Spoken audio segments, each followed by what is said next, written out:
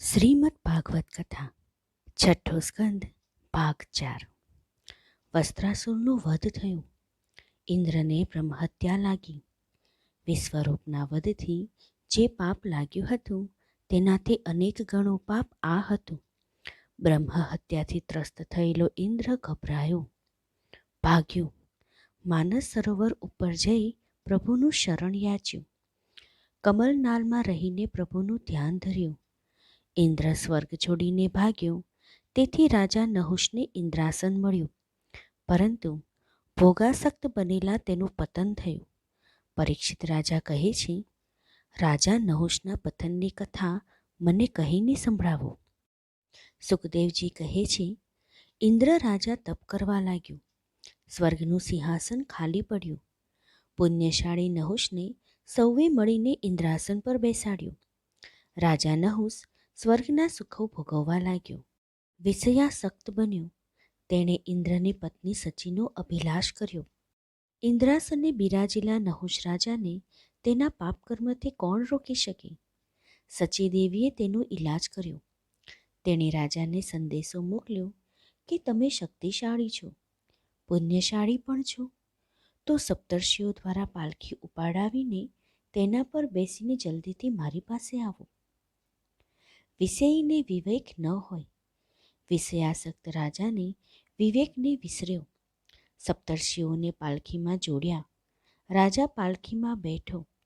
સપ્તર્ષિઓ પાલખી ઉપાડી ચાલવા લાગ્યા, પરંતુ ઇન્દ્ર બનેલા નહુષનું મન તો સચીને ભોગવવા તલસતું હતું। તેણે જલ્દીથી સચી પાસે પહોંચવું હતું। ઋષિઓની ચાલ તેને ધીમી લાગી। તેણે ઋષિઓને કહ્યું, સર્પ સર્પ, એટલે કે જલ્દી ચાલો, જલ્દી ચાલો। બ્રહ્મર્ષિઓને ક્રોધ ચડ્યો। તેમણે કહ્યું, હે કામાંધ, તું અમને જલ્દી ચાલવા એટલે કે સર્પ કહે છે?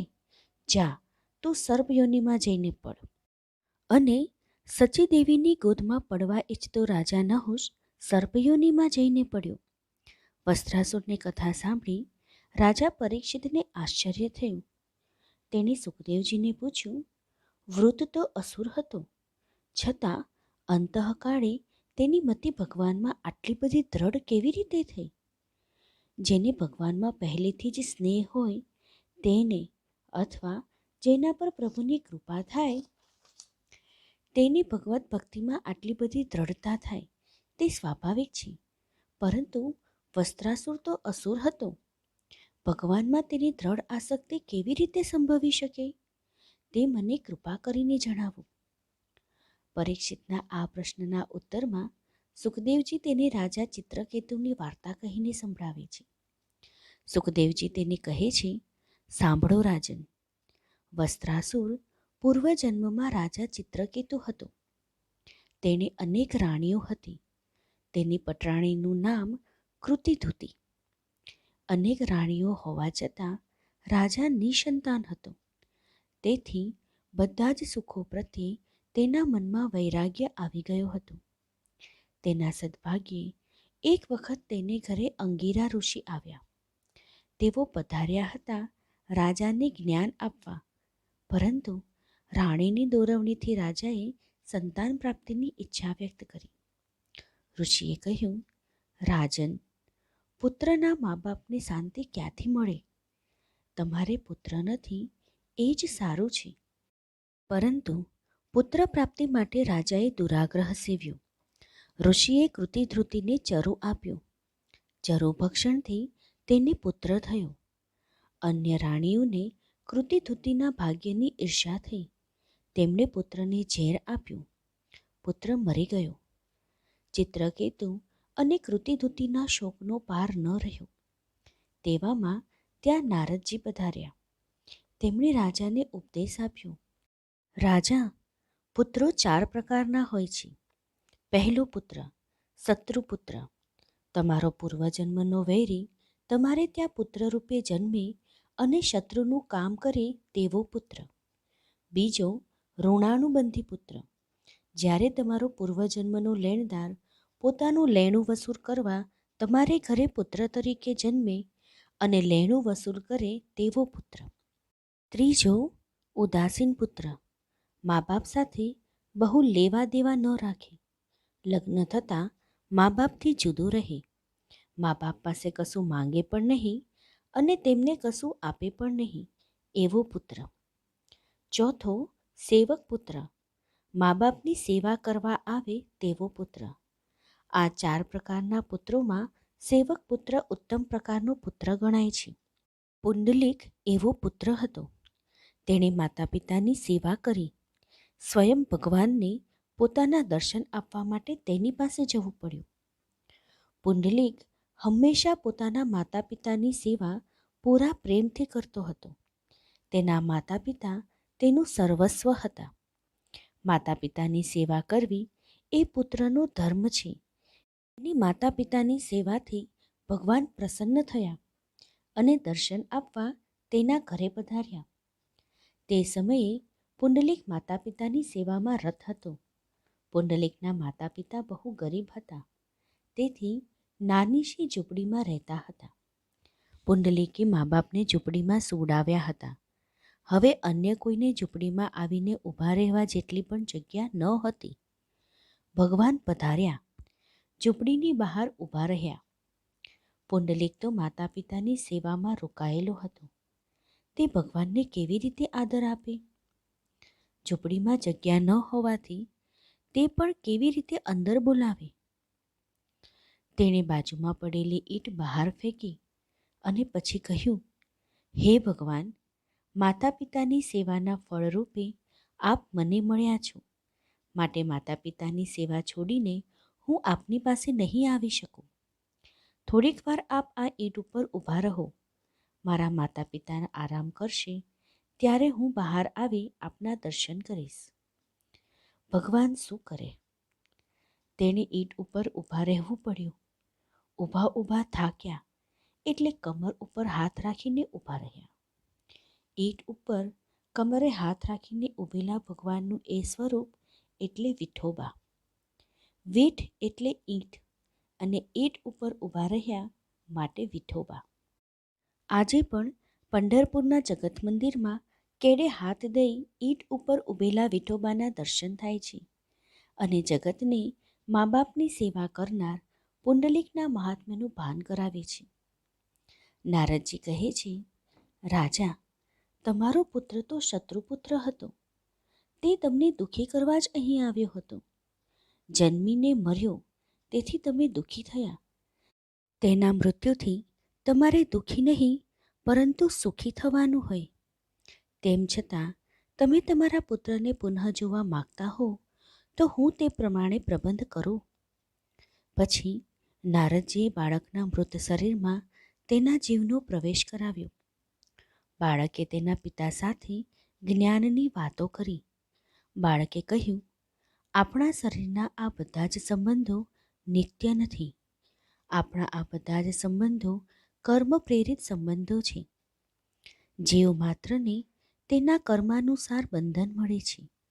દેહ જીવે છે અને દેહ મરે છે. જીવ નિત્ય છે કારણ કે તે ભગવાનનો અંશ છે. ચિત્રકેતુ રાજાને ઉપદેશ આપીને બાળકનો જીવ ફરીથી તેના શરીરમાંથી નીકળી ગયો. પછી નારદજીએ ચિત્રકેતુને દિવ્ય જ્ઞાન આપ્યું અને શંકર્ષણ મંત્રનો ઉપદેશ આપ્યો. ચિત્રકેતુના મનનું સમાધાન થયું. તેને સંકર્ષણ મંત્રનો જપ કરવા લાગ્યો. ભગવાન સંકર્ષણ પ્રસન્ન થયા. શેષ એટલે કે શંકર્ષણ પ્રકટ થયા. ચિત્રકેતુને જ્ઞાન આપ્યું. માનવદેવ મળે છતાં આત્માને ન ઓળખે અને પ્રભુને ન પીછાણે તેનું કલ્યાણ ન થાય. તેનો માનવદેહ સાર્થક ન બને. ચિત્રકેતુના બધા જ પાપ નાશ પામ્યા અને તે મહાન યોગી સમર્થ જ્ઞાની થયો. ભગવાને તેને પોતાનો પાર્ષદ બનાવ્યો. પાર્ષદ બનેલો ચિત્રકેતુ એક દિવસ વિમાનમાં બેસી ગગન વિહાર કરતો હતો. ફરતો ફરતો તે કૈલાશમાં આવી પહોંચ્યો. આવીને જોયું તો શિવજીની ગોદમાં પાર્વતીજીને બેઠેલા જોયા. પાર્ષદ બન્યો હતો તેથી તેને પોતાના સ્થાનનું અભિમાન આવ્યું હતું. તેથી તેણે સારા સારનો વિચાર ન કર્યો. ભગવાન શિવ તો સદાયે વિરક્ત છે એ વાત તે ભૂલી ગયો. તેમને આ રીતે બેઠેલા જોઈ તેણે તેમની નિંદા કરી. ભગવાન શંકર યોગી છે અને માતા પાર્વતી યોગ શક્તિ છે. શક્તિ અને શક્તિમાન એકરૂપ છે. ચિત્રકેતુ આ વાત ન સમજ્યો. તેણે ભગવાન શંકરની નિંદા કરી. ભગવાન શંકર તો માત્ર હસ્યા અને મૌન રહ્યા, પરંતુ પાર્વતીજીએ તેનું હિત વિચારી તેને શાપ આપ્યો. પાર્વતીજી તો માતા જ બાળકનું હિત વિચારી તેને કડવું ઓસળ પાય.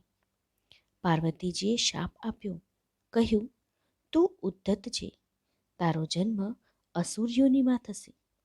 ચિત્રકેતુએ માતાની ક્ષમા માંગી અને શાપને માથે ચઢાવ્યો.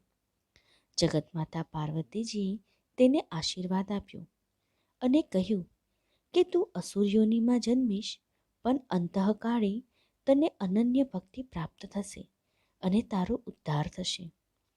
પાર્વતીજીના શાપથી રાજા ચિત્રકેતુ વસ્ત્રાસુર તરીકે જન્મ્યો. પરીક્ષિત રાજા પૂછે છે, ભગવાન શંકર તો વિરક્ત છે, કામ તેમને ન સ્પર્શે, છતાં તેઓ આ રીતે પાર્વતીજીને આલિંગન આપીને શા માટે બેઠા હતા? સુખદેવજી કહે છે, રાજન, અજન્મા શિવજીએ તો કામદેવને બાળીને ભસ્મ કર્યો હતો. એ જ કામદેવ જ્યારે પુનઃ પ્રગટ થયો ત્યારે તેણે શિવજીને કહ્યું, મહારાજ, આપે મને એકવાર બાળીને ભસ્મ કર્યો, પરંતુ તે વખતે આપ સમાધિમાંથી જાગ્યા હતા. મેં આપની સમાધિનો ભંગ કર્યો. આપ સમાધિની અસરમાં હોય આપને કામ ન વાપ્યો, પરંતુ મારા મનમાં એક વસવસો રહી ગયો છે. શું આપ સાચે જ કામરહિત છો? આપ પાર્વતીજીને આલિંગન આપીને બેસો અને હું આપને બાણ મારું, તે આપને વાગે, છતાં જો આપ નિર્વિકાર રહો તો હું માનું કે આપ સાચો સાચ કામ વિજેતા છો. શિવજી તેની વાતમાં સંમત થયા. પાર્વતીજીને આલિંગન આપીને બેઠા. અર્ધનારી નટેશ્વરનું સ્વરૂપ રચાયું. કામદેવે બાણ માર્યું, પરંતુ શિવજીને વિકાર ન વ્યાપ્યો. કામદેવે બાણ ફેંકી દીધું. આ પ્રસંગ બની ગયો ત્યાર પછી ચિત્રકેતુ ત્યાં આવ્યો. આ બધી હકીકતની તેને ખબર ન હતી. આથી તેણે શિવજીની નિંદા કરી, પાર્વતીજીનો શાપ વહોરી લીધો. પછી તે વસ્ત્રાસુર તરીકે જન્મ્યો. અહીં વસ્ત્રાસુરની પરમ પાવનકારી કથા પૂરી થાય છે. છઠ્ઠા સ્કંદના અંતે મરુતોની ઉત્પત્તિની કથા છે. દૈત્યોની માં દિતિ અને આદિત્યોની માં અદિતિ. આદિત્યો દ્વારા દૈત્યોનો પરાભવ અને થતા સંહારને કારણે દિતિને ઘણું જ દુઃખ થયું. તેણે પોતાના પતિ કશ્યપને ખૂબ જ સેવા કરી પતિને પ્રસન્ન કર્યા. પ્રસન્ન થયેલા પતિએ દિતિને વરદાન માંગવા કહ્યું અને દિતિએ માંગ્યું, ઇન્દ્રને મારે તેવો પુત્ર આપો. દેવો અને દૈત્યો બંને કશ્યપના જ પુત્રો. ઇન્દ્રને મારનાર પુત્રની માંગણી સાંભળી કશ્યપ અપ્રસન્ન થયા.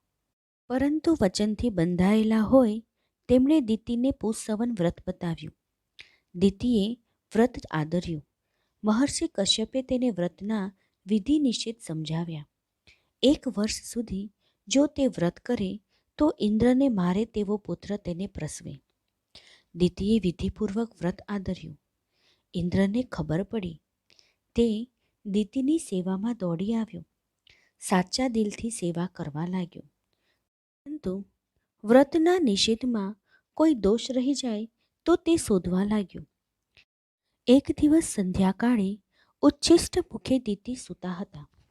ત્યારે ઇન્દ્ર તેમના ઉદરમાં પ્રવેશ્યો. ગર્ભના 7 કટકા કર્યા, પરંતુ ગર્ભ મર્યો નહીં. તેથી દરેક ભાગના ફરીથી 7 કટકા કર્યા. આમ તેણે કુલ 49 કટકા કર્યા. છતાં ભગવત કૃપાથી ગર્ભ ન મર્યો. પરીક્ષિત રાજાને આ કથામાં કશું અવિશ્વસનીય ન લાગે તે માટે સુખદેવજીએ તેમનો પોતાનો ગર્ભવાસનો સમય યાદ કરાવ્યો. તેમણે કહ્યું, રાજન, અશ્વસ્થામાએ બ્રહ્માસ્ત્ર છોડ્યું તેના અસહ્ય અગ્નિથી બળવા છતાં તમે જીવિત રહ્યા. ભગવાન જેની રક્ષા કરે તેને બ્રહ્માસ્ત્ર પણ મારી શકતું નથી. ઇન્દ્રનું વજ્ર પણ તેનો સંહાર કરી શકતું નથી. પછી દિતિને પ્રસૃતિ થઈ. તેના 49 પુત્રો ભેગા ઇન્દ્રનો પણ જન્મ થયો. 50 પુત્રો થયા. આ પહેલાં જ ઇન્દ્રએ પોતાની સેવાથી દિતિનો સ્નેહભાવ જીત્યો હતો. પ્રસૃતિ પછી તેણે દિતિને અંબ એટલે કે માતા કહીને પ્રસન્ન કરી. દિતિએ તેને માફ કર્યો. દિતિના 49 પુત્રો વાયુપુત્રો એટલે કે મરુતો થયા. અસુર ન થયા, તે સુર થયા. તેમના સ્વભાવમાં પણ પરિવર્તન આવ્યું. આ છે પ્રભુ કૃપાનું પરિણામ. ઇન્દ્ર વાયુ દેવતાઓને લઈ સ્વર્ગમાં ગયો. તેઓ સ્વર્ગમાં દેવો તરીકે રહ્યા. છઠ્ઠા સ્કંદની કથા પુષ્ટિ લીલાની કથા છે. તેમાં ભગવાને વસ્ત્રાસુર ઉપર પુષ્ટિ કરી છે. ભગવાનની કૃપા થાય તો અજામિલ જેવો મહાપાપી પણ મોક્ષ પામે. પ્રભુનો અનુગ્રહ થાય તો દૈત્યકુળમાં જન્મ્યા છતાં વસ્ત્રાસુર જેવો અસુર પણ સાયુજ્ય મુક્તિ પામે. અહીં છઠ્ઠો સ્કંદ પૂરો થાય છે. સાતમા સ્કંદની કથા આપણે આવનારા ભાગમાં સાંભળીશું. જય શ્રી કૃષ્ણ.